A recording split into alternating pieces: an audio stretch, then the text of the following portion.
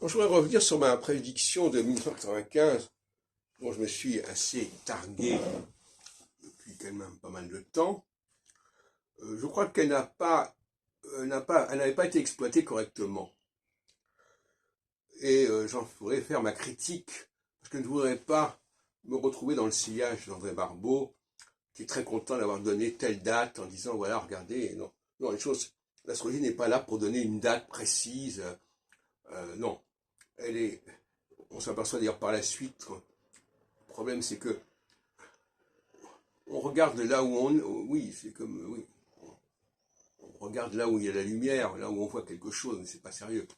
Il était évident que la période qui va de 1993 à 1999, 2000, elle est surtout marquée par la monnaie unique, par exemple, et pas par les manifestations qui ont eu lieu en décembre 95 à Paris. Donc là c'est complètement ridicule.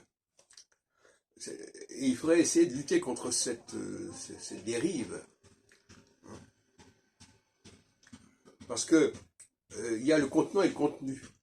On peut donner une date, mais on ne connaît pas le contenu. Même 1989, quand Barbeau a dit cette date-là, il n'en connaissait pas le contenu.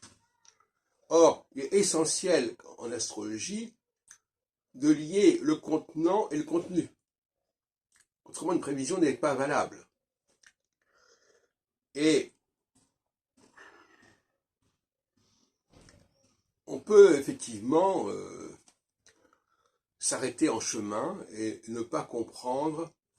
Parce que, effectivement, si on veut se braquer sur une date, on va dire qu'est-ce qui s'est passé à cette date-là. Mais si on veut se braquer sur une période, là, ça devient tout à fait différent. Et c'est la période qui est importante. Donc, c'est bien, on sait très bien que c'est pas 1980 qui est important. C'est 1991, avec l'effondrement de l'URSS, par exemple. Bon, donc, les dates nous font errer. Les dates nous emmènent en bateau.